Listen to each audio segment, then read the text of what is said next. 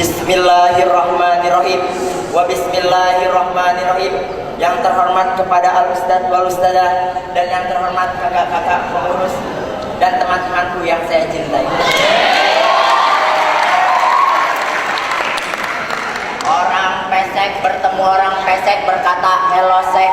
Orang mancung bertemu orang mancung berkata hello cung. Orang gendut bertemu orang gendut berkata hello dut. Si mancung ketemu si pesek si gendut gak bisa-bisa salam. Akhirnya mereka mengatakan assalamualaikum warahmatullahi wabarakatuh.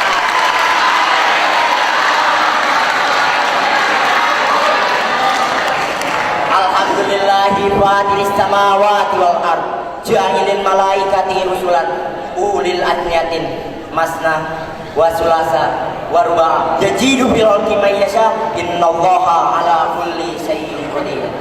Asyhadu an la ilaha illallah wa asyhadu anna muhammadan abduhu wa rasuluh. Amma ba'du. Rabbi israh li sadri wa yassir li amri wahlul 'uqdatam min lisani yafqahu qawli.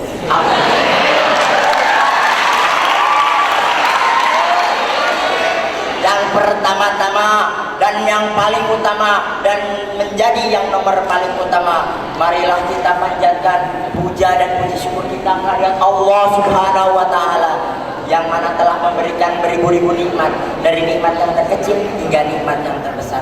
Contoh nikmat yang terkecilnya, Allah memberikan sebuah nikmat bulu yang dimana sering kita anggap tidak terpakai, ternyata itu adalah menjadi sebuah perhiasan bagi kita. Allah memberikan nikmat bulu rambut untuk memberikan sebuah kesempurnaan kepada kalian semua. Turun lagi ke bawah, Allah memberikan alis mata untuk memberi kesempurnaan pada wajah kalian. Turun lagi ke bawah, Allah memberikan bulu mata yang untuk mencegah debu-debu masuk ke dalam mata. Turun lagi ke bawah, Allah memberikan bulu hidung di mana untuk menyaring udara yang kotor. Turun lagi ke bawah, bagi pria Allah memberikan sebuah kumis di mana memberikan sebuah kejentelan yang amat menonjol. Turun lagi ke bawah, Allah memberikan sebuah bulu janggut di mana janggut untuk melarang nasi jatuh ke lantai. Ya. Turun lagi ke bawah, Allah memberikan bulu dada kepada pria yang dimana memberikan kemajuan kepada sapi. Turun lagi ke bawah, Allah memberikan bulu jempol yang mana kalau dicabut naudzubillah sakitnya sampai ke ujung. Dan tak lupa pula salawat serta salam kita junjungkan kepada Nabi kita, Nabi besar Muhammad.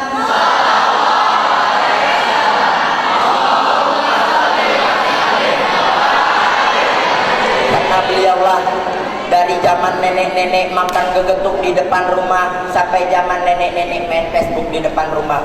Dari zaman orang muter-muter kagak jelas sampai zaman orang-orang main komputer. Dan karena Nabi Muhammad pula kita bisa membedakan yang mana Quran dan yang mana Quran. Dan karena Nabi Muhammad pun kita bisa membedakan yang mana teh botol dan yang mana alkohol. Di mana Allah pun memberikan itu. Dan karena Nabi Muhammad pun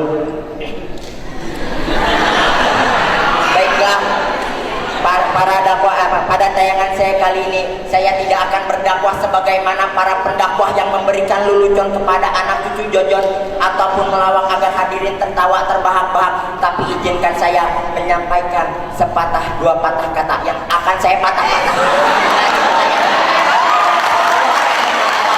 dengan judul Madu dan Racun Pergaulan Remaja.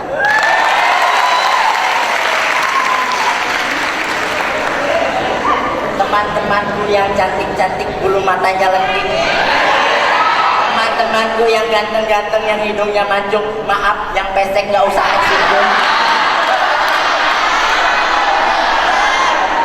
Bumi berputar dengan kencang di atas porosnya sehingga menggilas waktu manusia.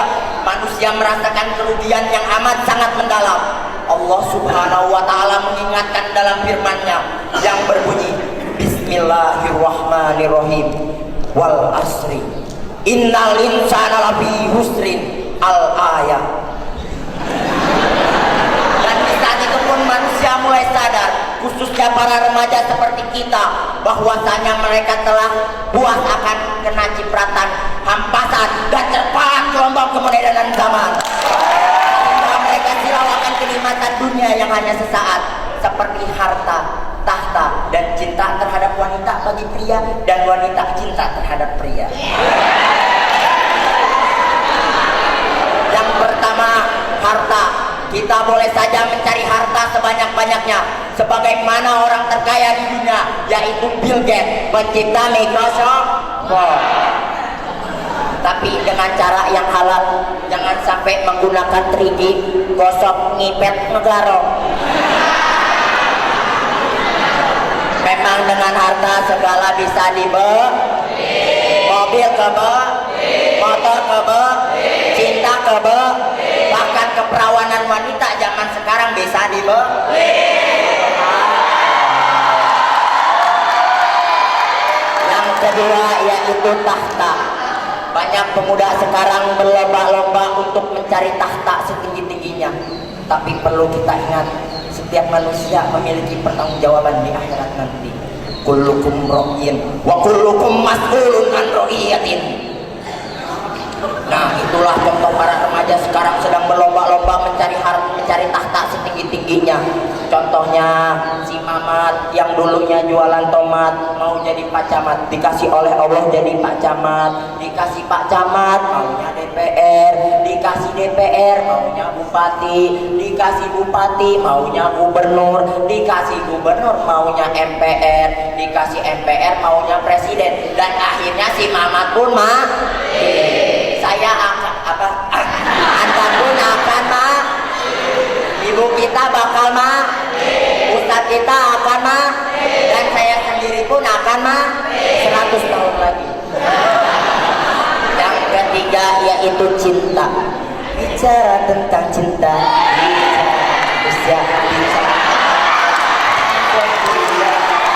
apabila kita mendengar kata cinta sudah tidak aneh di telinga kita.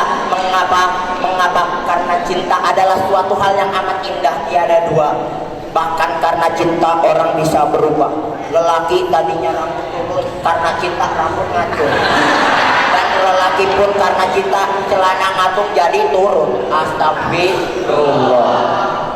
Dan karena cinta pun seseorang bisa lupa segalanya. Makan lupa, minum lupa, makan lupa, sholat lupa, bahkan utang yang sekian juta pun bisa lupa. Itulah cinta. Dan karena cinta pun orang bisa berubah.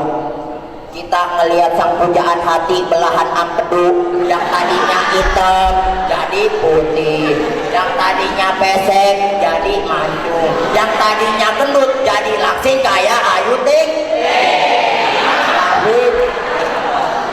Bahkan pepatah cinta pun berkata, gunung menjulang tinggi kan kudaki, lautan api kan ku arungi, hanya untuk melihat sang pujaan hati belahan empedu. Bahkan ada lagi yang lebih hebat lagi, yaitu Irwansyah dengan gayanya untuk sang kekasihnya. Ingin ku gapai bulan dan ku petik cinta, ingin ku serahkan semua hanya untukmu. Kita bayangkan jauhnya bulan, besarnya bintang, ingin diambil cuma membuat belahan hati dan belahan empedu. Subhanallah. Karena di sini sistem melarang kita membawa alat elektronik, membawa handphone. Terkadang kita menggunakan sepucuk kertas untuk menanyakan kabar si dia. Kan jauh di sana, ayang udah mamlu, ayang apa kabar, ayang jangan lupa minum obat, atau yang sering kita sebut surat-surat. Subhanallah. Tanpa kita sadari dari untayan yang telah saya untaikan kepada kalian, yang sering kita anggap madu nan manis ternyata racun bagi kehidupan kita. Oleh karena itu, kita sebagai pemuda Islam, generasi agama, paku-paku dunia,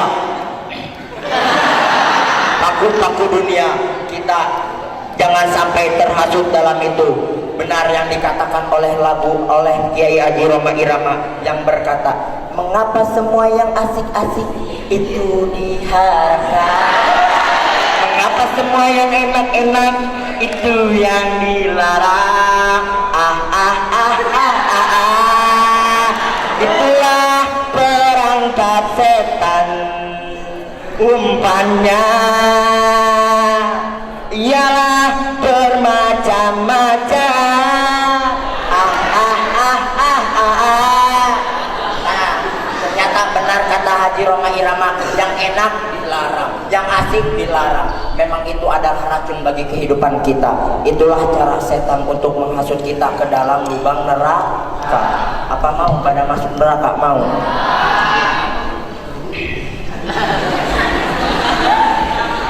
Mari kita angkat pena perjuangan kita untuk agama ilahi. Mungkin kurang lebihnya mohon maaf, tapi saya ingin memberikan sebuah dalil, sebuah hadis Nabi.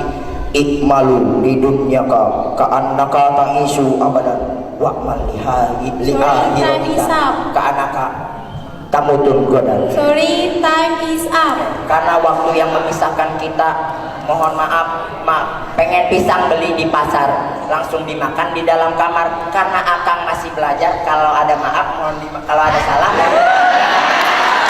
Ya, kurang lebihnya dari saya, mohon maaf. Wabillahi taufiq wal hidayah, waridho wal inayah. Wassalamualaikum warahmatullahi wabarakatuh.